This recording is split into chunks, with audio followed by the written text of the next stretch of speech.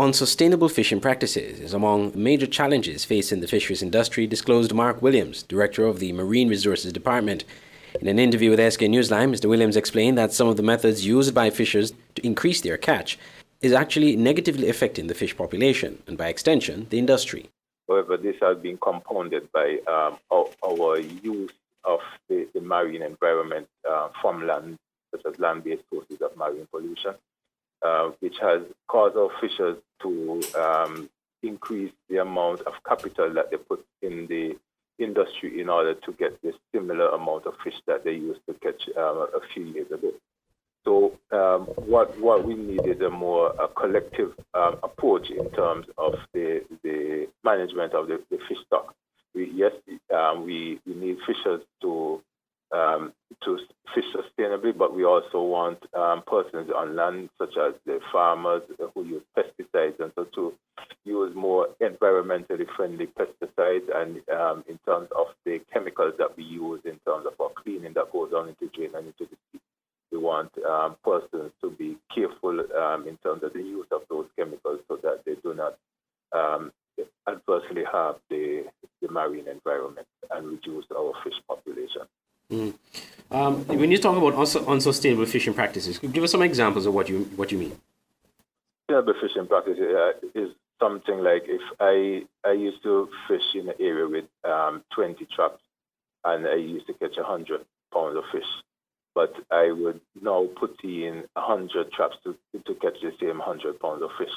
So this is what you're not doing something illegal. You're just overcapitalizing the industry in order to catch the same amount of fish that you used to catch in previous. Recently, an advisory was issued by the relevant authorities as it relates to fish poisoning, linking back to fish supply to the Bastyr Fisheries Complex. The matter was investigated, and according to Mr. Williams, it has been resolved. What we have done at the Bastyr Fisheries Complex is that we have retrained the staff, and also we have used fish suppliers that were there prior to the incident occurring. So since that, we haven't had any new reports of fish poisoning. So we're trying to keep to that so that we do not have any future outbreak of fish poisoning there.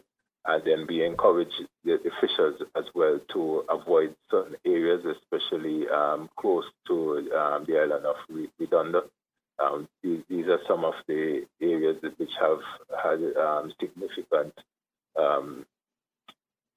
incidences of fish poisoning, as well as near the island of the exclusive economic zone of Senba.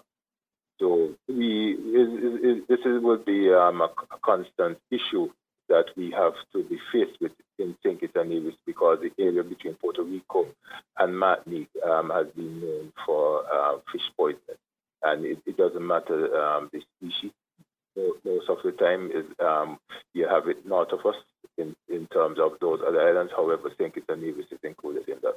On another issue, the Director of the Marine Resources Department disclosed that issues pertaining to lionfish a few years ago are no longer a major concern. Sightings of the predatory lionfish in the Caribbean waters a few years back was a major concern, as it was believed these fish were eating and decreasing the fish population in the region. Lionfish is not a concern as it was when it started around 2011. We see our fishers have been targeting that species of fish, so the populations of those species have been kept at a minimum. Andre Huey, SKN Newsline.